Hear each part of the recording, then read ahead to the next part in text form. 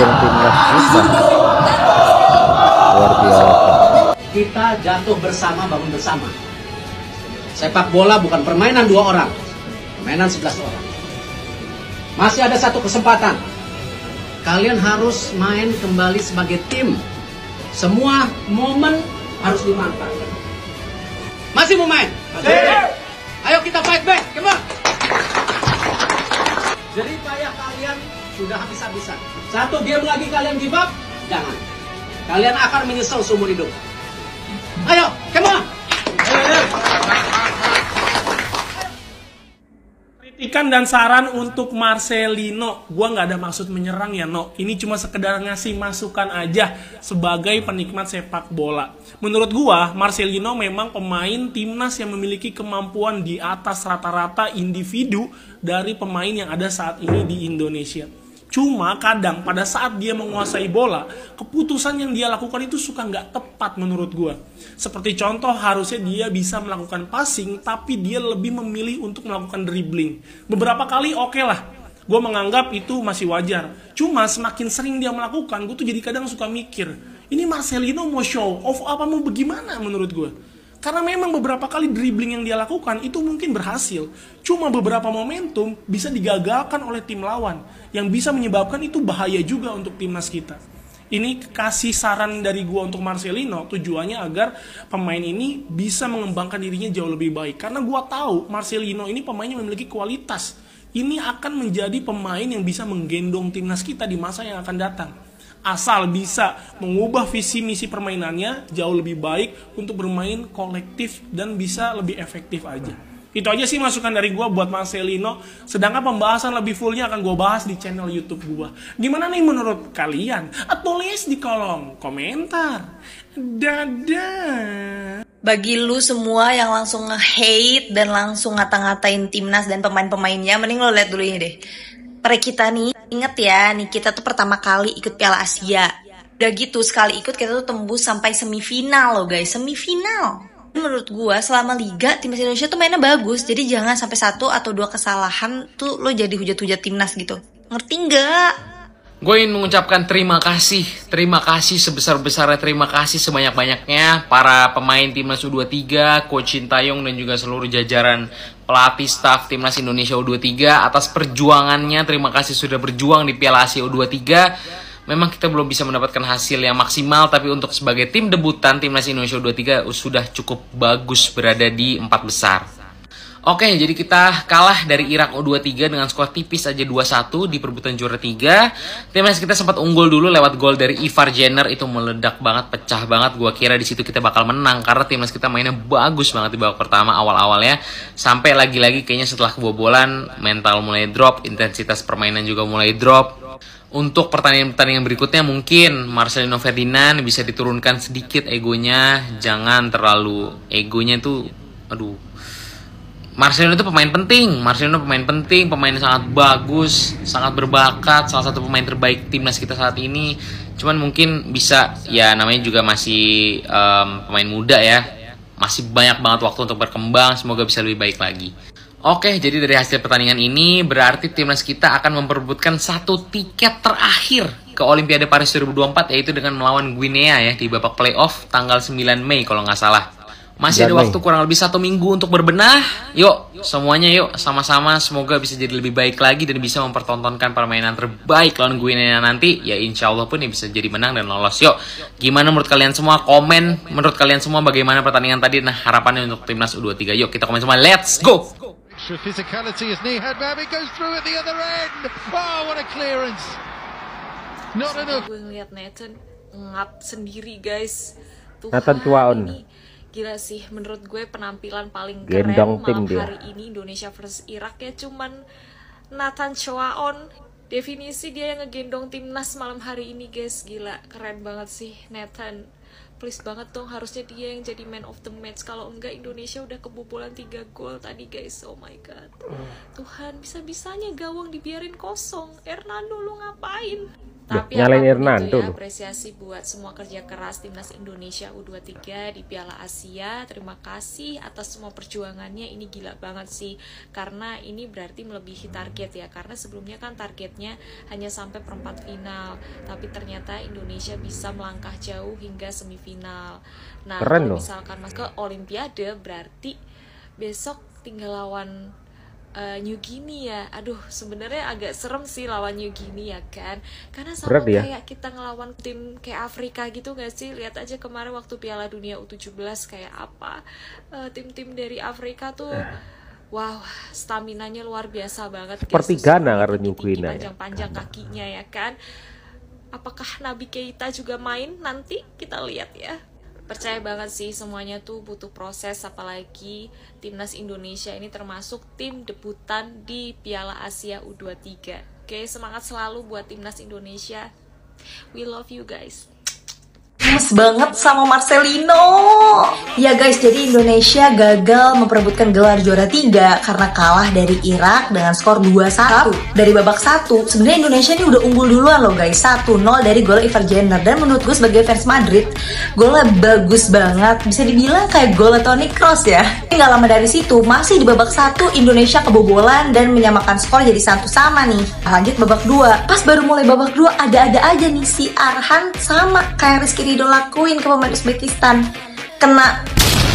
Itu ya, gue gemes banget sama Marcelino. Menurutku Marcelino mainnya nggak seperti match-match sebelumnya. Dia tuh menurut gue apa ya, kayak lumayan maruk nih sama bolanya. Padahal banyak banget teman-teman yang kosong, tapi dia gocek atau bawa sendiri aja gitu. Kayak contohnya ya, Rafa tuh kosong banget, tapi sama dia nggak dioper-oper ya. Mungkin kita nggak tahu ya situasi pas dia bawa bola, mungkin.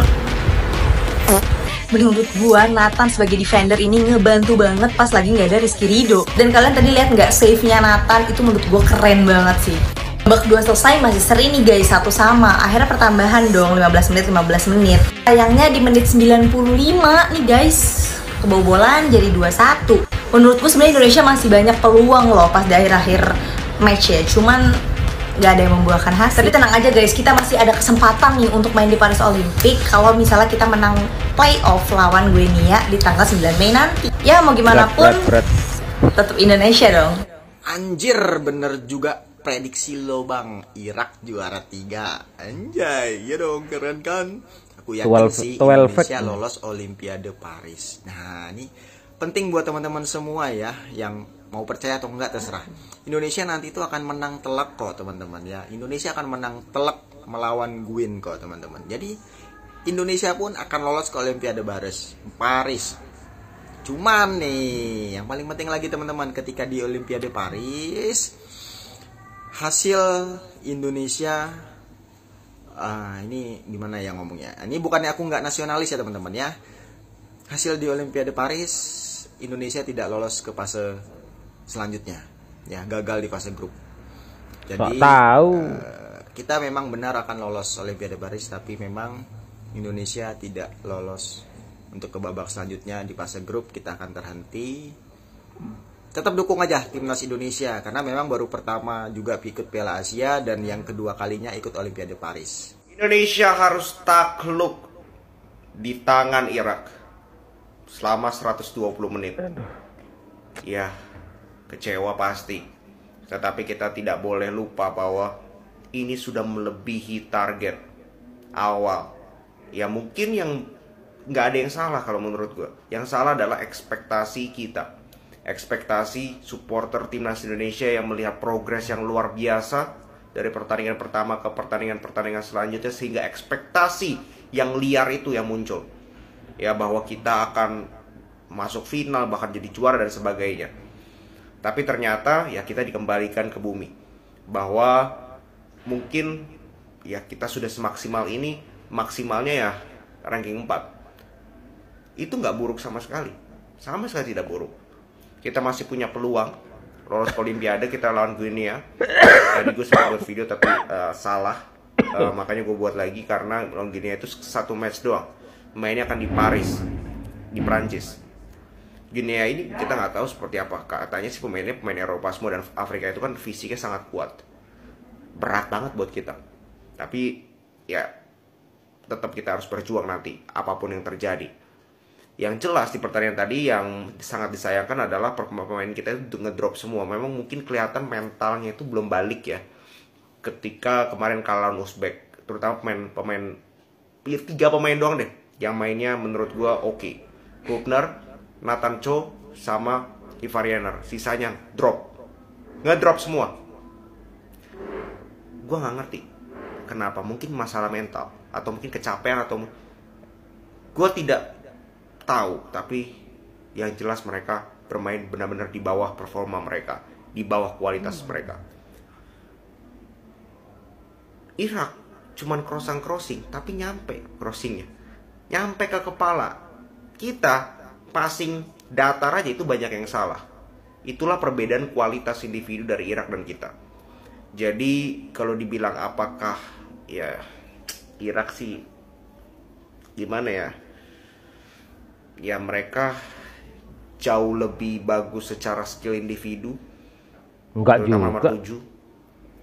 Enggak juga. Kita bermain kolektif tapi failed karena performa dari sebagian besar pemain itu ngedrop, sehingga 3 yang tadi yang gue bilang bagus itu ikutan ngedrop. Bahkan Hubner bikin kesalahan di gol kedua itu juga gue rasa ikutan ya, karena performa satu tim ini buruk.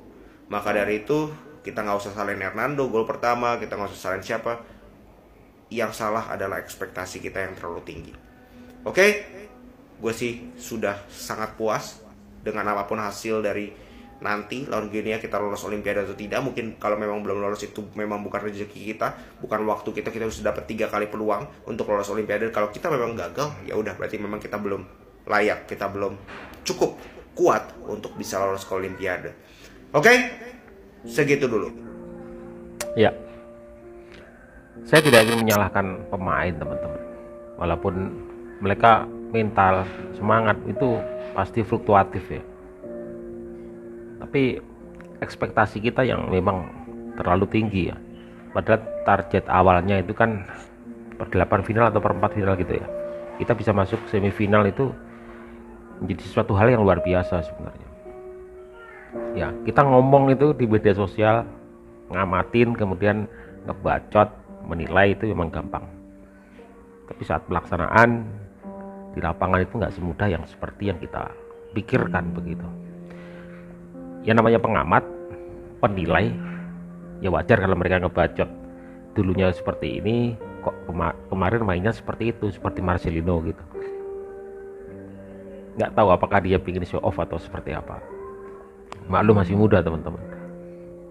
Hernando yang beberapa pertandingan sempurna, yang namanya manusia bisa saja tiba-tiba kondisi kita nggak tahu kondisinya apa, tiba-tiba main juga berbeda, itu bisa juga terjadi.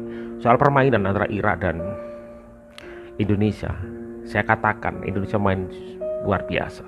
Kita seimbang teman-teman sebenarnya. Mungkin hanya kita kurang beruntung begitu. Ada satu kesempatan ntar kita lawan Guinea untuk bisa masuk ke Olimpiade. Kita masih ada satu kesempatan. Semoga kita bisa memanfaatkan kesempatan tersebut, dan tergantung keberuntungan juga teman-teman. Sepak bola itu erat hubungannya dengan kerja keras dan pada akhirnya keberuntungan yang berpihak begitu. Dan untuk Nathan Choaon luar biasa Nathan Choaon ya, luar biasa. Dia seperti seseorang pemikul beban di pundaknya. Tetapi saya tidak menafikan perjuangan seluruh tim. Nah, itu adalah tim ya. Ke depan seperti apa yang disampaikan Pak Erick Thohir tadi di awal, bahwa itu sepak bola bukan permainan individu, tapi permainan tim. Jadi semua harus bekerja sama dalam membangun serangan, mempertahankan dari serangan, itu kerjasama tim. Jadi teman-teman ya, ekspektasi kita, saya, kalian semua, dan semua penikmat sepak bola tanah air itu tinggi banget. Ada saatnya kita harus menurunkan ego itu teman-teman, turunkan kembali, kita cooling down, kita melihat bagaimana target yang awalnya seperti apa, kita kira-kira sebenarnya kita sudah mencapai target yang luar biasa teman-teman. Tepuk tangan oleh timnas kita.